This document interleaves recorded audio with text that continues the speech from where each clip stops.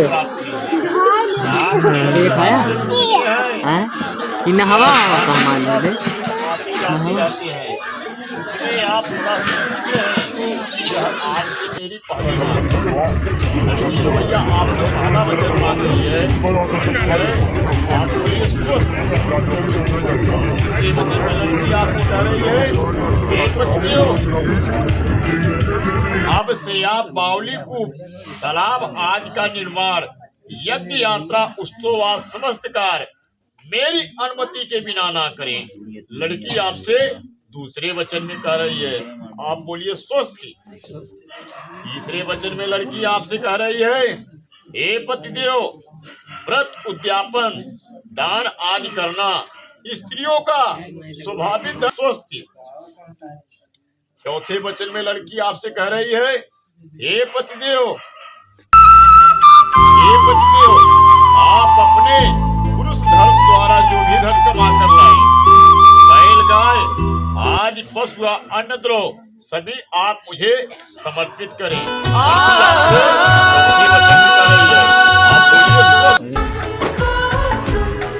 पांचवें वचन में लड़की आपसे कह रही है, हे पतिदेव आज को खरीदना या बेचना बिना हमसे ना करें। लड़की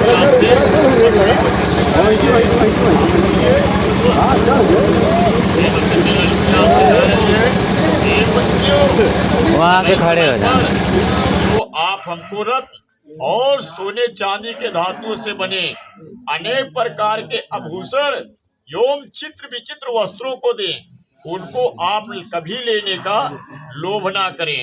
लड़की आपसे छठवें वचन में कह रही है, आप बोलिए स्वस्ति। सातवें वचन में लड़की आपसे कह रही है, हे पतिदेव अपने भाई बंधुओं के घर और मैके में जब भी कोई मंगलिक कार्य होगा गाना बजाना होगा उस समय मैं बिना बुलाए ही चली जाऊंगी, उस समय आप मुझे अपमानित ना करें। लड़की आपसे सतवें वचन में कह रही है, आप बोलिए स्वस्ति।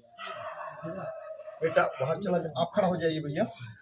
कह रहा है, हे देवी मेरे घर पर रहने के समय खेलो कूदो हंसी मजाक करो, पाउडर लिपस्टिक आदि से शरीर सजाना, सामाजिक कार्य देव दर्शन आदि हास परिहास दूसरे के घर जाना आदि कार्य करो, किंतु पति के परदेश चले जाने पर आने तक पतिव्रत स्त्री को पर्वत कार्य को नहीं करना चाहिए।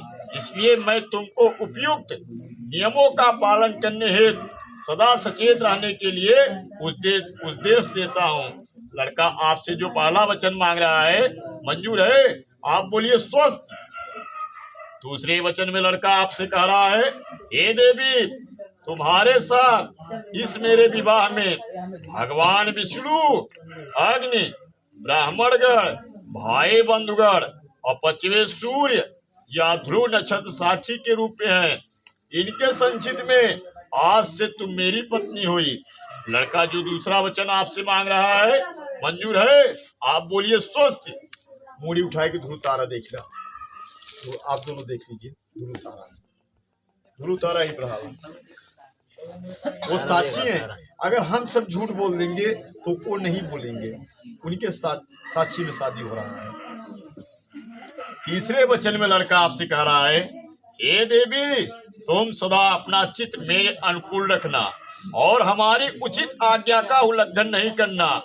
मैं जो कुछ तुमसे कहूँ उसे अपने मन ही मन में रखना और मेरे नियमों का अनुकूल अपने हृदय में रखना। लड़का आपसे जो तीसरा वचन मांग रहा है मंजूर है, आप बोलिए स्वस्ति। चौथे वचन में लड़का आपसे कह रहा है, हे देवी तुम्हारा परम कर्तव्य है जिस प्रकार मुझे संतोष हो उसी प्रकार कार्य करना और माता पिता भाई बंधुओं के विषय में आदर पूर्वक भक्ति भाव रखना एवं सदा मेरे आदेश का पालन करना। लड़का जो आपसे चौथा वचन मांग रहा है मंजूर है, आप बोलिए स्वस्ति।